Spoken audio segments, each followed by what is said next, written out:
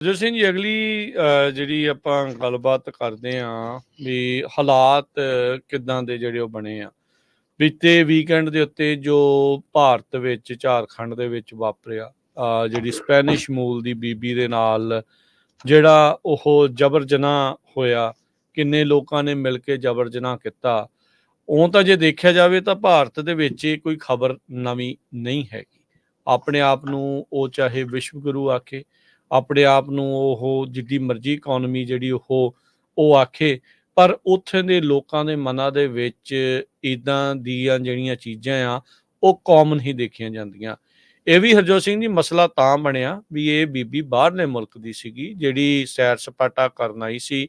ਇਹ ਵੀ ਨਹੀਂ ਆ ਵੀ ਇਹ ਪਹਿਲੀ ਵਾਰੀ ਕਿਸੇ ਸੈਰ ਸਪਾਟਾ ਕਰਨ ਆਈ ਬੀਬੀ ਦੇ ਨਾਲ ਇੱਦਾਂ ਦਾ ਜਬਰ ਜਨਾਹ ਜਿਹੜਾ ਉਹ ਹੋਇਆ ਹੋਵੇ।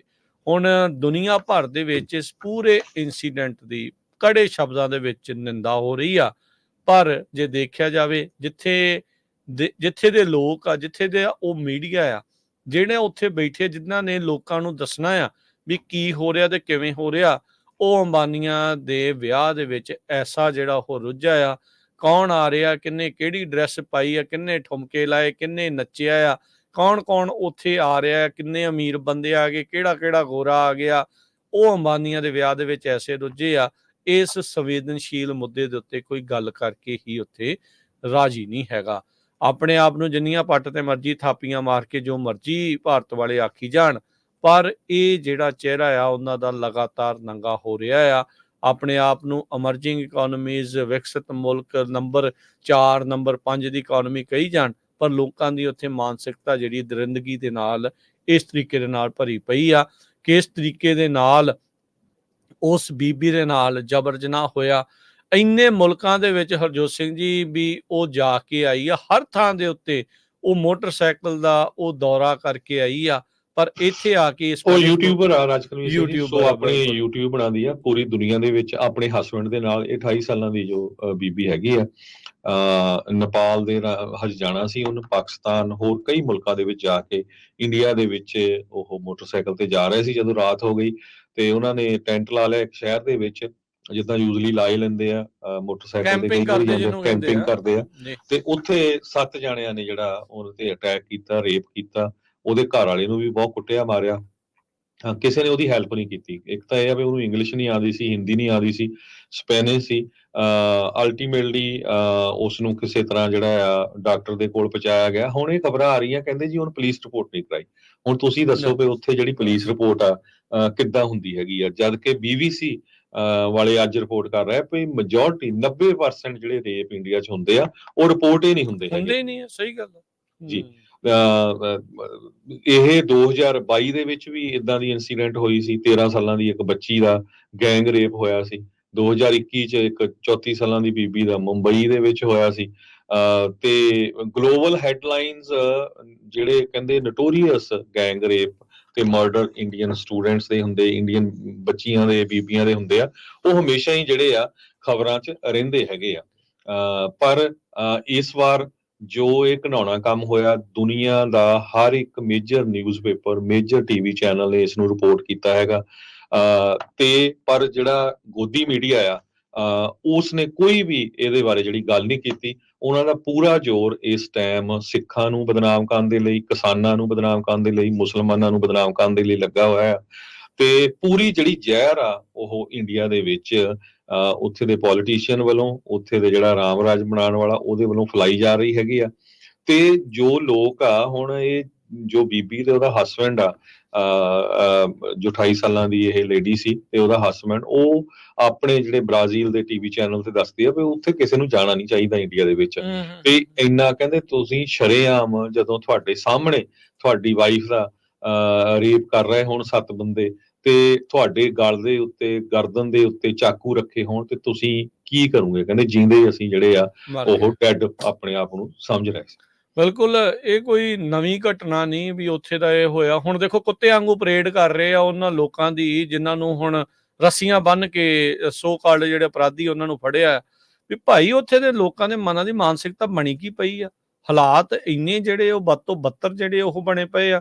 ਇਹ Spanish tourist motor bike trip ਦੇ ਉੱਤੇ ਜਿੱਦਾਂ ਆਪਾਂ ਦੱਸ ਰਹੇ ਹਾਂ ਵੀ ਇਹ ਹੋਇਆ। 7 ਜਣਿਆਂ ਨੇ ਮਿਲ ਕੇ ਉਸ ਦੇ ਨਾਲ ਐਸਾ ਜਿਹੜਾ ਜਬਰ ਜਨਾਹ ਜਿਹੜਾ ਉਹ ਕੀਤਾ ਹੈ। ਸਪੈਨਿਸ਼ ਟੀਵੀ ਚੈਨਲ ਐਟਨਾ 3 ਦੇ ਨਾਲ ਇਹ ਕਪਲ ਨੇ ਗੱਲਬਾਤ ਜਿਹੜਾ ਉਹ ਕਰਦੇ ਹੋਏ ਕਿਹਾ ਵੀ ਜਦ ਕਿ ਬੰਦੇ ਇਸ ਬੀਬੀ ਦੇ ਨਾਲ ਜਬਰ ਜਨਾਹ ਕਰ ਰਹੇ ਸੀ, ਬੰਦੇ ਨੂੰ ਬਾਰ-ਬਾਰ ਉਹ ਕੁੱਟਿਆ ਜਾ ਰਿਹਾ ਸੀਗਾ।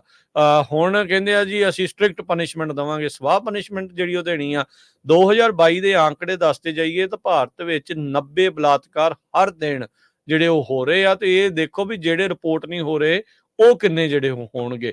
ਹੁਣ ਸੋ ਫਾਰ 11 ਜਾਣਿਆਂ ਨੂੰ ਉਹਨਾਂ ਨੇ ਹਿਰਾਸਤ ਦੇ ਵਿੱਚ ਲਿਆ ਆ। 13 ਸਾਲਾਂ ਦੀ ਬੱਚੀ ਦੇ ਨਾਲ ਉਦੋਂ ਗੈਂਗ ਰੇਪ ਹੋਇਆ ਸੀਗਾ।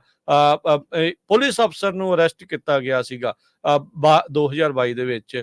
ਇਹ ਤਾਂ ਰੱਬ ਦਾ ਸ਼ੁਕਰ ਕਰੋ ਵੀ ਇਹ ਕਿਤੇ ਕੋਈ ਮੁਸਲਮਾਨ ਬੀਬੀ ਨਹੀਂ ਸੀ ਜਾਂ ਕੋਈ ਹੋਰ ਮਾਈਨੋਰਟੀ ਨਹੀਂ ਸੀਗੀ, ਨਹੀਂ ਤਾਂ ਇਹ ਬਲਾਤਕਾਰੀਆਂ ਦੇ ਹੱਕ ਦੇ ਵਿੱਚ ਉੱਥੇ ਪਰੇਡਾਂ ਹੋਣੀਆਂ ਸੀ ਜਿੱਦਾਂ ਪਹਿਲੋਂ ਹੁੰਦਾ ਰਿਹਾ ਆ।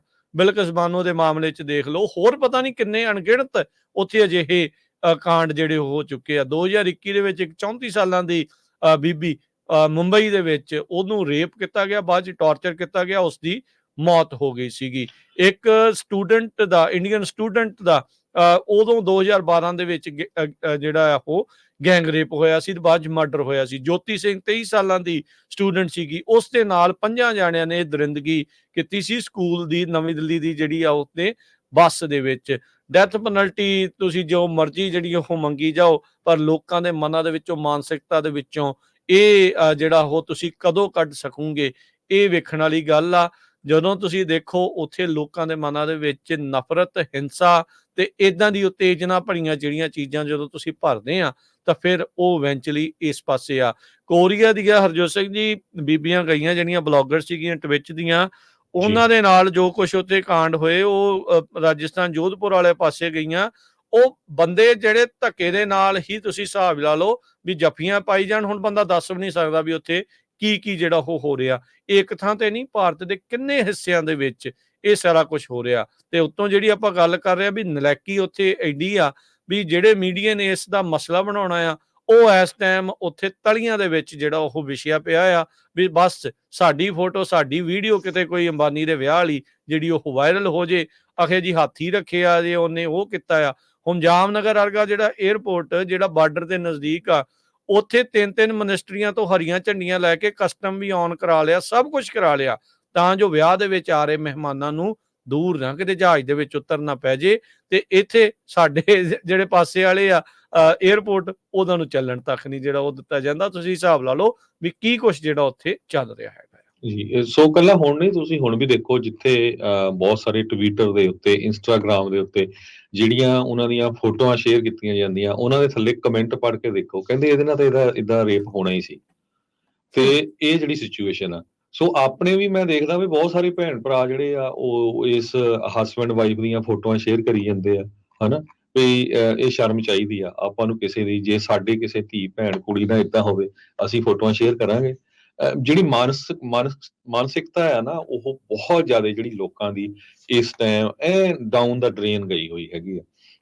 ਤੁਸੀਂ ਇੱਥੋਂ ਅੰਦਾਜ਼ਾ ਲਾ ਸਕਦੇ ਆ ਵੀ ਜਿਹੜੀਆਂ ਖਬਰਾਂ ਆ, ਜੇ ਕਿਤੇ ਕੋਈ ਲਿਖ ਵੀ ਰਿਹਾ, ਉਹਦੇ ਥੱਲੇ ਜਿਹੜੇ ਕਮੈਂਟ ਆਉਂਦੇ ਆ, ਉਹ ਇੰਡੀਆ ਦੇ ਵਿੱਚ ਮੈਂ ਤੁਹਾਨੂੰ ਦੱਸ ਰਿਹਾ, ਤੇ ਉਹਨਾਂ ਦੇ ਕਿੱਦਾਂ ਦੇ ਜਿਹੜੇ ਕਮੈਂਟ ਹੈਗੇ ਆ, ਤੇ ਤੁਹਾਨੂੰ ਜਿਹੜੀ ਆ ਬਹੁਤ ਜ਼ਿਆਦਾ ਸ਼ਰਮ ਆਊਗੀ ਵੀ ਤੁਸੀਂ ਉਸ ਮੁਲਕ ਦੇ ਵਾਸੀ ਆ, ਜਾਂ ਤੁਸੀਂ ਉਸ ਮੁਲਕ 'ਚ ਜੰਮੇ ਹੈਗੇ ਆ, ਜਾਂ ਉੱਥੇ ਦੇ ਜਿਹੜੇ ਪੋਲੀਟੀਸ਼ੀਅਨ ਆ ਉਹ ਇਸ ਮੁਲਕ ਨੂੰ ਕਿੱਥੇ ਤੱਕ ਉਹ ਲੈ ਗਏ ਹੈਗੇ। ਜੀ।